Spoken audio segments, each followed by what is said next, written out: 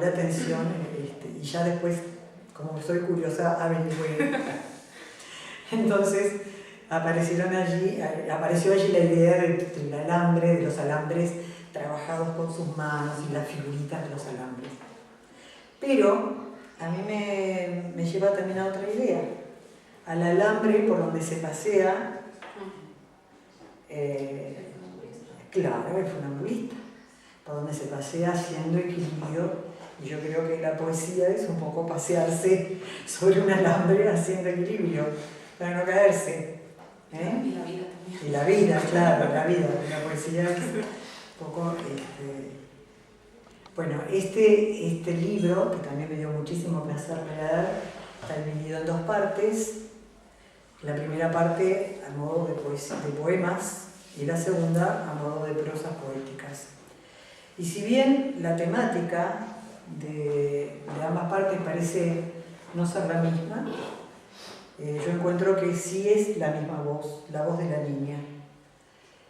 En el libro, la poeta se apropia de una voz que pertenece a un mito griego que es Perséfone. Perséfone tiene también dos lecturas muy fuertes, las dos muy importantes, muy diferentes. Porque en una de ellas el mito habla de la relación de la madre y de la hija, ¿verdad? Del robo de Hades de Perséfone y de esa tristeza que deja en la madre, que hace que como justamente es la diosa de la vegetación y que hace que el mundo se seque. Entonces esta parte es una parte de madre e hija, la relación, que después voy a volver a ver esa relación en la salida.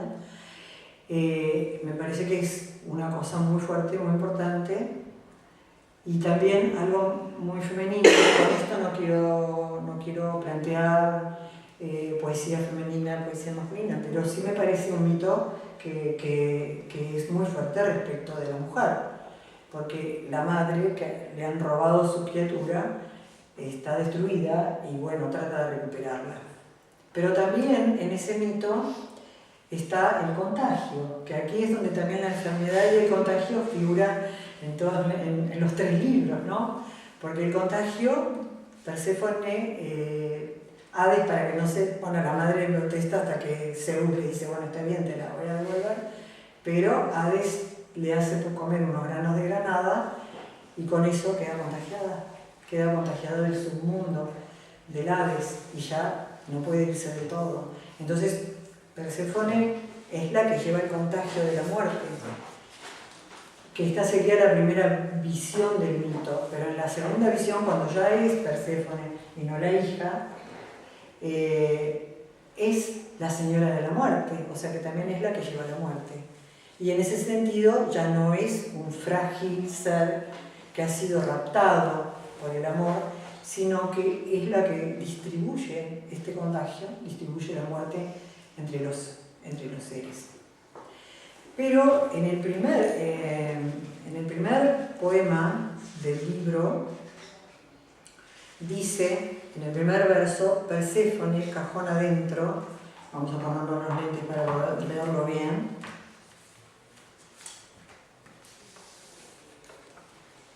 Perséfone, cajón adentro, cuartea rastros, come esquina, ¿dónde? Si persiste, ¿dónde? Animal y ternura para él. Bueno, el cajón, que Laia muy bien lo graficó con una cajita, una caja, a mí me llevó a un baúl en donde la niña se esconde. Entonces para mí los poemas están susurrados, por eso también son breves, son cortados, a veces interrumpidos. Me parece que en ese baúl, en donde se esconde, ¿por qué digo la niña? Porque para mí es una niña la que habla, y además usa mucho los diminutivos en el libro, lo que me hace pensar en un lenguaje infantil. Ese cajón, digo, ese baúl, puede ser entendido como el baúl donde se esconde y donde corre riesgo, porque puede no levantarse después la tapa, pero también puede ser el cajón en el sentido que nosotros en la Argentina le damos al cajón donde se pone muerto, ¿verdad? Y ese cajón sube y baja también, va del Hades al mundo de los vivos. Entonces, tenemos aquí esta Perséfone que está por un lado siendo la hija, por el otro lado siendo la señora de la muerte, y por otro lado, yo entiendo que esta niña no es Perséfone, sino que Perséfone no es la protagonista, sino una cierta antagonista con la cual se da ese diálogo, con la cual se da el diálogo de todos estos poemas. Y una cosa que me pareció muy importante es que dice cómo volver, cómo salir. Y el cómo salir, bueno, si es que Perséfone está en el Hades, ha sido robada por Hades, es territorio y es Dios, ella puede ser que quiera salir, como puede ser también que el rapto sea un pretexto del amor, como lo era en algunos momentos, en donde el novio, mi abuelo por ejemplo, raptó a mi abuela, porque era la manera de poder concretar el amor, porque los padres a lo mejor se oponían o no querían, entonces no sabemos si Perséfone fue raptada contra su voluntad o por su voluntad. Pero el tema de cómo salir, a mí se me plantea, no tanto como cómo salir del Hades, sino cómo salir del útero, que era lo que yo te decía. Porque es la hija, y cómo salir del todo del útero, ¿no? Porque la madre la reclama y ella tiene que volver. La obligan, no la obligan, a lo mejor quiere volver al mundo, desde su submundo, pero en su submundo es la que tiene el poder. Y en cambio en el mundo es la hija la que la está reclamando y la que la obliga a volver es la madre. Entonces me planteo también esto de la libertad, de cómo liberarse uno de esto que es salir del útero, de ese cordón umbilical que todavía nos queda. No sé si se resuelve o no se resuelve, pero te vamos a preguntar. Y en la segunda parte, en la prosa poética, también es la niña la que cuenta sus experiencias, la experiencia, los paseos con el padre, aparecen las figuras familiares, aparece la abuela, y aparece una figura muy fuerte, muy significativa, que es la perra negra. Porque la perra negra también termina con algún contagio, por lo cual hay que sacrificarla, si yo entiendo bien. Ha sido sacrificada. Bueno, hay una amenaza de sacrificio, sí, porque ella ha atacado. Sí. Entonces ahí también hay una situación de violencia, de posibilidad de contagio, de miedo, que era lo que decías, el miedo a que la perra negra lleve un mal a la familia, ¿no? Y también está la figura, muy importante, la figura de los abuelos, de la abuela. Y ya me voy a ver cuáles son las preguntas. Tenía más cosas para decirte. Sí, te voy a hacer la pregunta. Hay mucho... ¿Leo primero o no? Lee, no, es verdad, tengo que presentarte solo.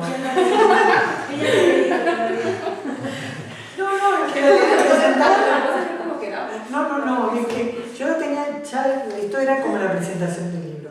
Ahora ella tiene que leer y después ya se me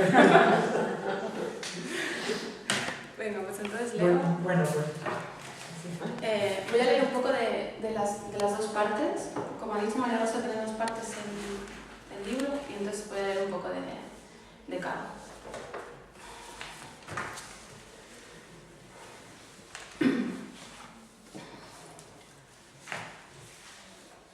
Perséfone cajón adentro, cuartea rastros, come esquina, ¿dónde? Si persiste donde animal y ternura para él.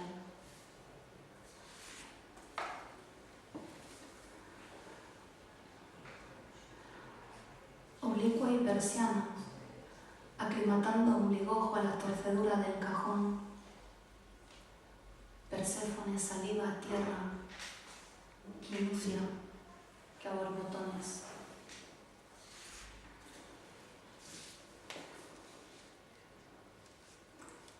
Perséfone tiene mentira, mece oscura el no decir, arranca lenta, trocito, rodilla, supura y late.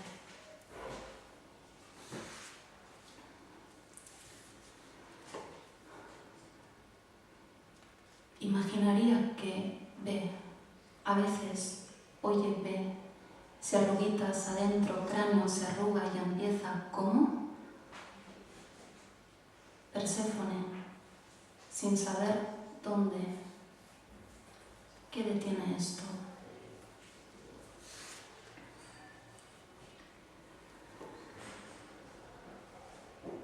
Ciñe tijera el dorso, abierta y metal, Perséfone, la espina curva por frío, pero gusta, porque si no, ¿de qué?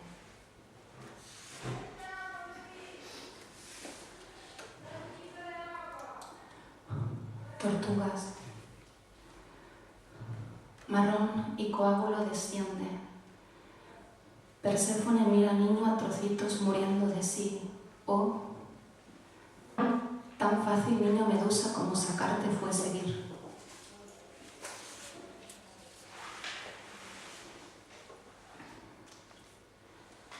Para ser árbol, que ser árbol quisiera,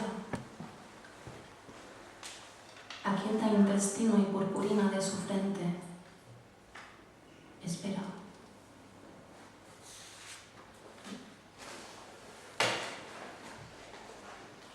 Termino aquí, quizá, terminarlas, todo cuanto ellas hicieron. Perséfone, árbol de su vientre, detiene en sí y muge daño, humana, indigna vergüenza.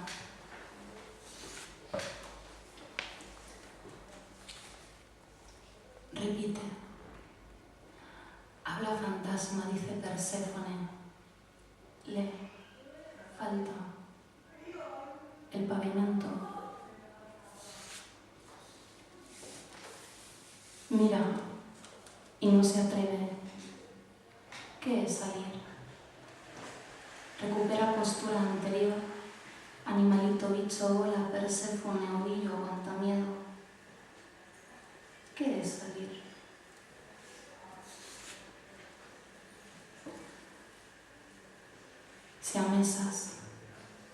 Si amesas la rodilla para hincártela y seguir.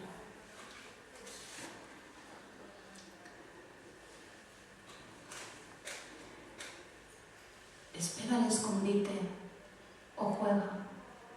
Niña Pinocha, Perséfone encerradita en esta caja, muy despacio desaparece del hueco inmenso abierto del ombligo. Adiós, adiós, cochecito leré.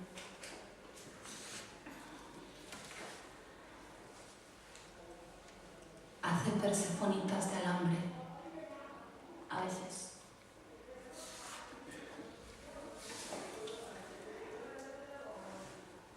Tizando de arriba abajo, afuera, dentro, delante, atrás, luciérnagas, venid, canta. Perséfone invertida, murciélagas, sonajas y escuchillitos internos al cajón, lugar de oído. Perséfone, perséfonando.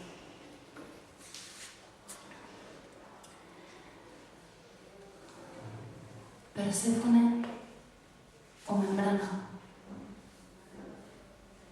entre voz, aquí, toca, toca, piensa, toca es pensar antes de que hablaras, es no pensar sino tactizo, nos toca, dice, extiende aunque.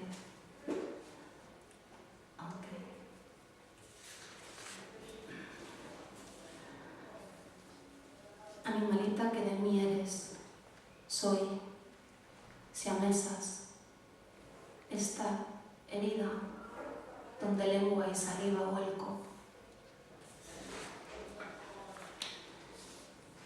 La perra negra y yo vivimos juntas 13 años. Se beber a lengüetazos, aullar cuando pasan ambulantes, morder y arrepentirme, dormir en el cesto acolchado con las piernas fuera, buscar pulgas y encontrarlas.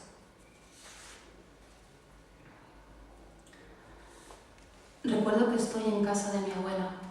Juego con la puerta de la cocina, abre, cierra, ella dice quieta. Pero abre, cierra, tengo 4 años. Abre, cierra, abre y el dedo se queda dentro. Cuando cierra, ella dice te advertí. Empiezo a llorar. Mi abuelo dice oigo llorar a la niña y se levanta de la cama. Se acerca a mí, me coge la mano, me mira fijamente y empieza a llorar. Lloramos juntos hasta que dejamos de llorar. Ya no me duele. Sueño que vivo en una casa aislada. En el patio duermen 2 caimanes y 2 perros apretados en un ovillo.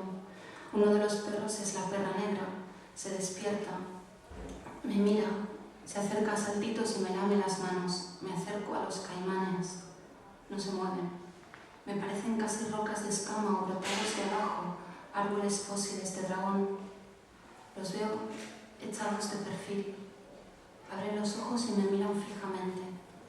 Me acerco más y acaricio sus riscos de piel mosaica. Desde que decido esto, no salgo de casa. Al principio se preocupan por mí, luego no.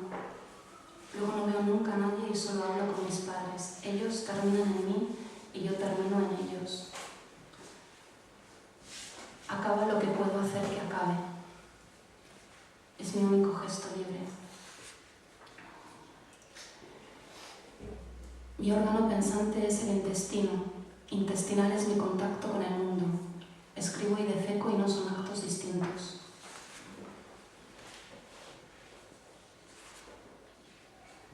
Desde que decido esto, soy un experimento. A veces me golpeo la cabeza contra el respaldo de la silla para que este dolor anestesie al otro. Si no sé hacerme árbol, me haré pura materia física a golpetazos. Procuro estar viva. Tengo una corona de chichones alrededor del cráneo. Me hago a mí misma deforme y libre. Como cuando me da hambre. Gracias.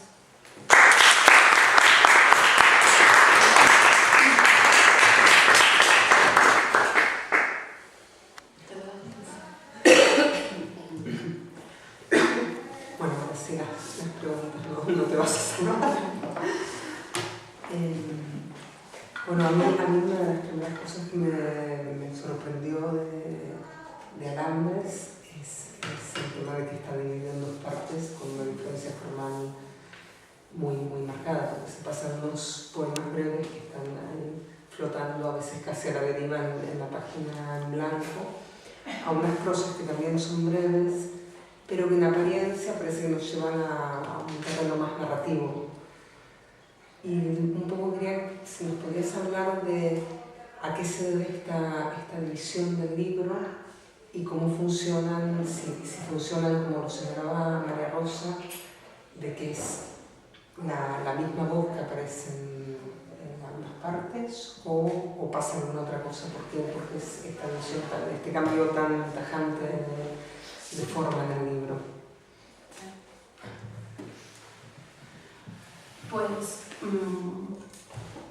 cuando empecé a escribir esto, empecé como a hacer las 2 cosas por separado, pensando que no tenían relación. Yo me había propuesto en realidad escribir algo de poesía y la prosa, bueno, lo estaba haciendo, pero creo que no estaba pensando en que al final de ahí saliera algo. Pero un día, cuando tenía ya algunos poemas, me puse a leerlo y inmediatamente después me fui al otro. Y entonces me di cuenta de que quizá, sin haberme dado yo cuenta al principio, estaba diciendo de alguna manera lo mismo, solo que en 2 registros diferentes, de modo que al final acababan surgiendo también discursos o relatos distintos, o al menos con diferencias, ¿no? Donde hay cosas como que igual se pueden, digamos que de alguna manera se van deslizando, ¿no? O sea, no es un círculo, para mí al menos no es un círculo, sino que hay siempre como un deslizamiento, como más una forma de espiral, y ahí se puede un poco cifrar la unión entre la primera y la segunda parte. Entonces cuando vi eso, que para mí tenía esa impresión que quizás se puede entender como dos maneras de decir lo mismo, entonces sí que pensé, bueno, igual puedo intentar como seguir por ahí a ver qué pasa. Y a todo eso también vino un interés que yo tengo en un cineasta tailandés, que bueno, él se llama Pichapong Weerasethakul y precisamente hace las películas dividiéndolas en dos partes, de modo que la primera parte, cuando se acaba la primera parte, vuelve a empezar la película y el relato es el mismo, pero no es el mismo, porque siempre entran en acción algunos elementos, personajes, la cámara se dispone de otro modo y entonces ese lenguaje cinematográfico modificado hace que la historia ya sea otra, ya se derive en otra. Entonces, a mí eso, pensando en él, pensando también en Chantal Mayar, porque ella también los libros siempre los divide en dos partes y yo siempre he entendido esas dos partes como complementarias. Entonces, un poco como con esas dos guías, decidí si escribir las dos partes buscando ciertos puntos de unión, pero con la intención de quizá un poco de ser incluso sincera conmigo misma, ¿no? Porque ¿cuándo se está contando la verdad de algo? Incluso en los propios recuerdos siempre falseamos muchísimo, ¿no? En la segunda parte, por ejemplo, hay muchos recuerdos y yo estoy segura que no fue así. Pero da igual, es como yo lo recuerdo o como me he inventado recordarlo y a mí me funciona. El caso es que en cuanto lo que vivimos lo relatamos desde siempre un punto de vista y siempre además con un montón de cosas que quizás en ese momento cuando vivimos esa experiencia nos afectaron y por tanto parece que siempre hay como desviaciones en nuestros propios relatos o de incluso nuestra propia vida, que somos nosotros quienes la vivimos. Entonces me interesaba cómo romper la idea de relato único o de que solo exista un modo de decir las cosas. Yo creo que hay muchas maneras de decir las cosas y ninguna es más válida que otra. No hay, yo lo decía en su libro, ¿no? Yo no creo en la verdad con mayúscula, yo creo en relatos funcionales que nos sirven para sobrevivir. Y bueno, era un poco esa idea con las dos partes.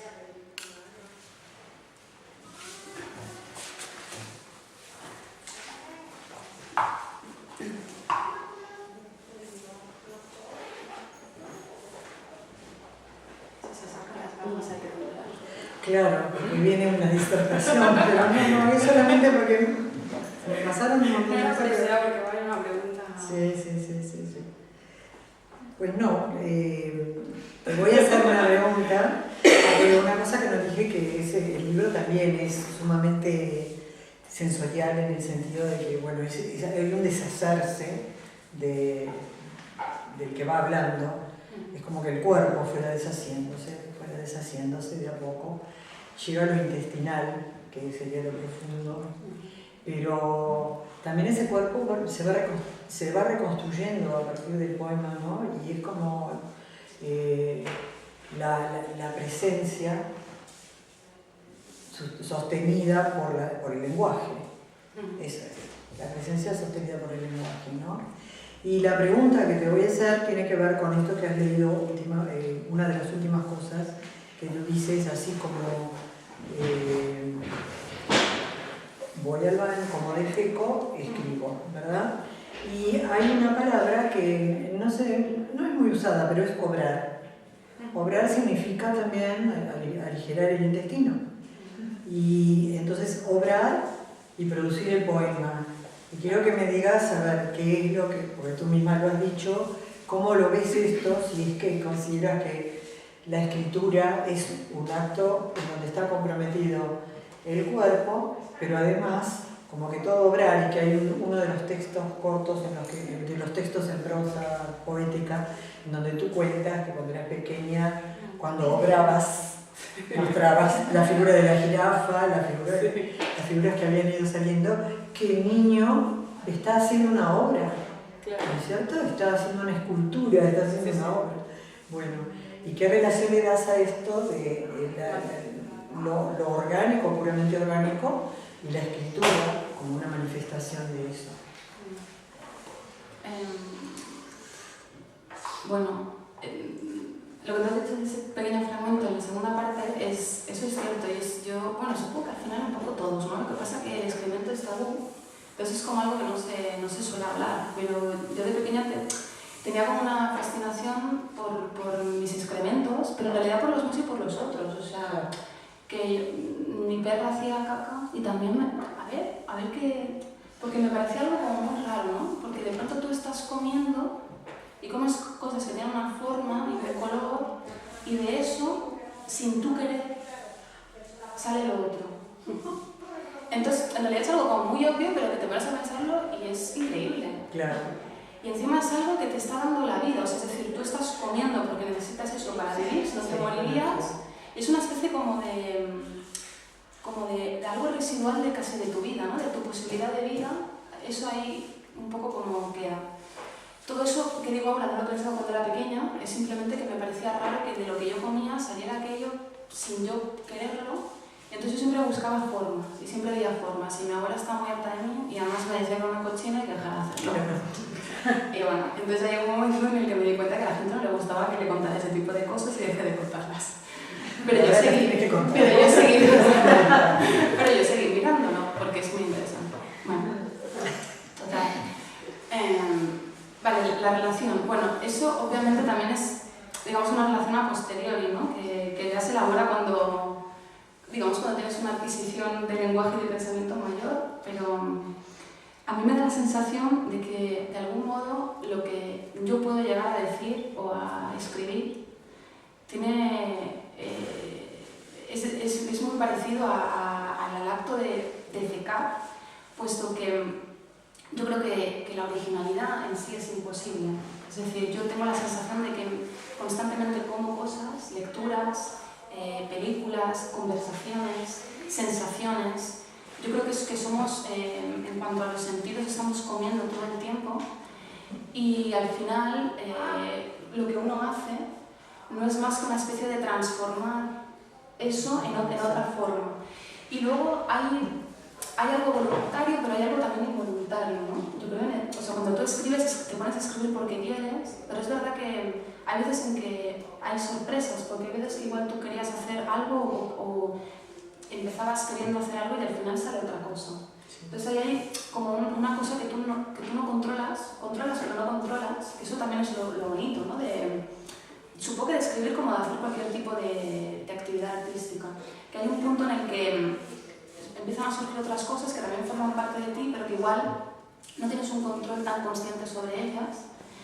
Y en ese sentido, a mí me parece que defecar y escribir se parece mucho, porque no deja de ser una defecación de un poco de la mente, la escritura. Como que metabolizas todo lo que va llegando. Sí, al menos para mí sí, pero no lo digo en un sentido negativo, todo lo contrario. No sé.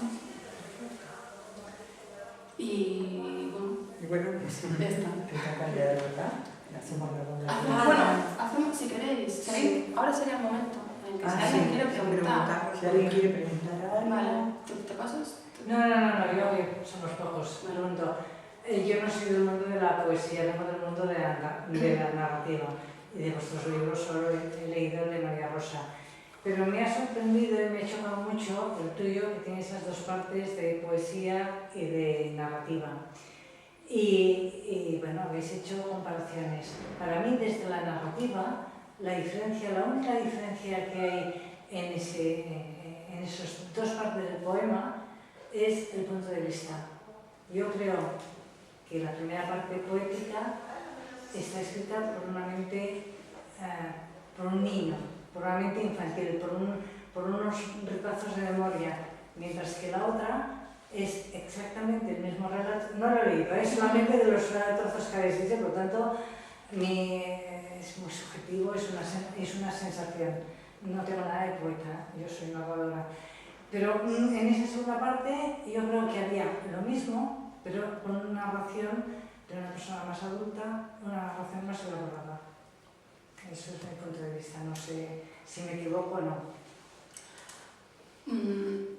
Yo creo que no, en el tema de interpretar, para mí también hay equívocos. O sea, quiero decir que es que cada uno, si a ti te parece eso, pues es eso, ¿sabes? O sea, no te voy a decir yo que no. La experiencia mía es eso, que hay una narración y bueno, hay lecturas que cada uno la lee como quiera. Yo, por ejemplo, desde mi punto de vista, quizá yo no había pensado tanto en distanciarlo como a nivel de edad, o sea, distanciarlo como para que diera la sensación de que la primera parte la escribía una mente más infantil o la segunda una mente más adulta.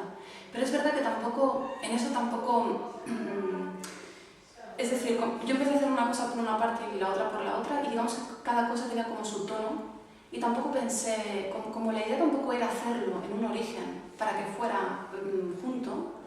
Digamos que cada cosa tuvo su tono de manera independiente, solo que yo me di cuenta que al final sí que es verdad que para mí había pues eso, dos maneras, dos registros. La misma historia contada de distintas maneras. Para mí la diferencia que luego intenté como trabajar en eso era que la primera parte de los poemas, yo lo que digamos trataba era como de construir una voz que hablara desde una tercera persona, que hablara desde lejos, como observando o quizá observándose, ¿no? Ahí, si hay identificación o no, quién habla, tampoco lo tengo muy claro. Pero en todo caso sí que quería como intentar distanciarme también porque es verdad que un poco una concepción más un poco romántica de la poesía es como que el yo es el que está presente, y yo quería como hacer que precisamente no se hablara desde la primera persona, sino que alguien hablara sobre otro. Y en la segunda parte, por contraposición, lo que quise es pues, hablar desde la primera persona. Para mí, digamos que el juego va más en eso, pero no sé si tanto en las edades, pero bueno, ya te digo, al final cada uno con su experiencia, ¿no? Se aproxima a algo y a mí me parece muy lícito. Claro. Así que te agradezco la observación. Yo quería hacer una pregunta de algo que te preguntó Carolina y que quedó un poco sin respuesta, que es sobre el tema del personaje de la curandera y sobre la posibilidad, digamos, de...